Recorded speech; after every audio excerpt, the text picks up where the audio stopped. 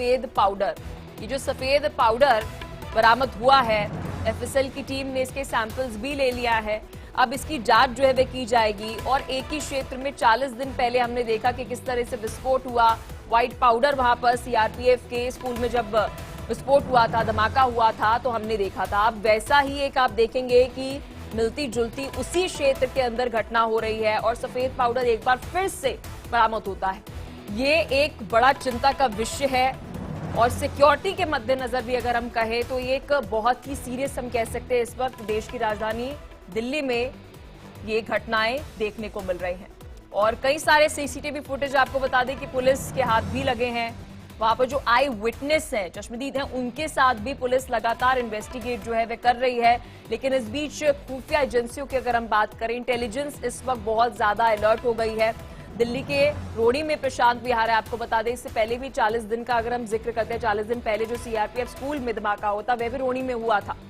और प्रशांत विहार में जिस तरीके से धमाका हुआ है उसके बाद दिल्ली में हम कह सकते हैं एक तरह से डर का माहौल भी है, क्योंकि दिल्ली के रोड़ी में प्रशांत विहार इलाके में पीवीआर मल्टीप्लेक्स के पास ये सुबह देखिए पीवीआर मल्टीप्लेक्स वहां पर था और फॉल बहुत ज्यादा लोगों की देखने को मिलती है। मार्केट एरिया इसे कहा जाता है।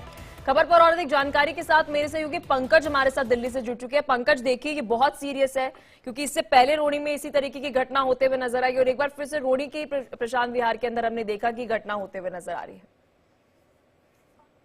बिल्कुल, देखिए मैं आपको बताऊं कि जो ये लगातार अगर देखा जाए तो 40 दिनों के अंदर इस दूसरी बार इस तरह का ब्लास्ट होना कहीं न कहीं दिल्ली पुलिस के लिए भी एक सबक है। और वहां आसपास के जो लोग हैं, जब कल इंडिया डेली की टीम उनसे बात करी तो उनके अंदर दहशत है। उनका कहना है कि जिस तरह से लगातार इस तरह घटनाएं हो रही है, पिछले अगर 1 महीना या 38 दिनों के अंदर जिस तरह से दूसरा ब्लास्ट हुआ है, तो कहीं न कहीं सवालिया निशान करता है और आसपास के लोगों में, और वो भी प्रशांत विहार इलाका, क्योंकि जो ये घटना हुई है इससे लगभग 800 मीटर दूरी पे पिछली बार जो सीआरपीएफ कैंप स्कूल बाउंड्री के पास हुई थी, वो भी वहां से लगभग 800 मीटर की दूरी पे है। तो इस तरह की जो घटना लगातार दूसरी बार हुई है, इससे आसपास के लोगों में भी दहशत का माहौल है। वहीं पुलिस के लिए भी एक चैलेंज है, क्योंकि अभी पिछली बार का ही रिपोर्ट क्लियर नहीं हो पाई है कि दूसरी एक घटना सामने आ गई।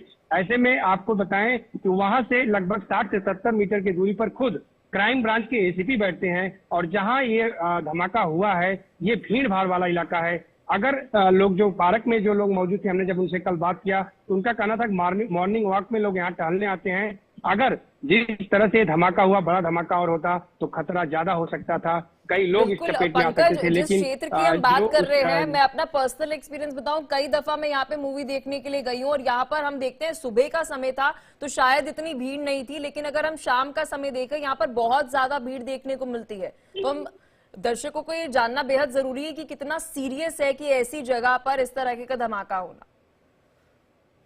बिल्कुल, देखिए मैं बताऊं, जहां ये घटना हुई, एक तो सबसे पहली बात उस पार्क का छोटा गेट था जहां से लोग अंदर जाते हैं और बाहर निकलते हैं, और ठीक वहां से 70 मीटर की दूरी पे क्राइम ब्रांच एसीपी साहब का ऑफिस है और वहां से ठीक सामने जस्ट ज्यादा से ज्यादा 10 मीटर की दूरी पर वो दुकान है जहां पर कि लोग अक्सर चाय पीने, नाश्ता करने और समोसा खाने, ऐसी तमाम चीजें जो खाने पीने के लिए वहां पर आते हैं। और उसी के ठीक बगल में 10 मीटर की दूरी पर स्कूल भी है। तो ऐसी जगह पे चुनना और इस तरह का पदार्थ रखना और इस तरह की घटना को अंजाम देना तो कहीं न कहीं सवालिया निशान खड़ा करता है। जिस तरह से लगातार दिल्ली की सारी एजेंसियां वहां पर पहुंची और जांच कर रही हैं, अभी भी इसमें कोई ऐसी जो पाउडर मिला है, जो जानकारी हमें सूत्रों से मिल रही कि वो पाउडर हो सकता है कि जो पाउडर उसमें इस्तेमाल किया गया था उस ब्लास्ट के दौरान, वही पाउडर ये भी हो सकता है। लेकिन अभी इस पे जांच एजेंसियां जांच कर रही हैं और कुछ देर में या कुछ दिन में, 1-8 दिन के अंदर ये रिपोर्ट आ सकती है कि ये पाउडर क्या वही पाउडर था जो उस ब्लास्ट में इस्तेमाल किया गया था या ये दूसरा है।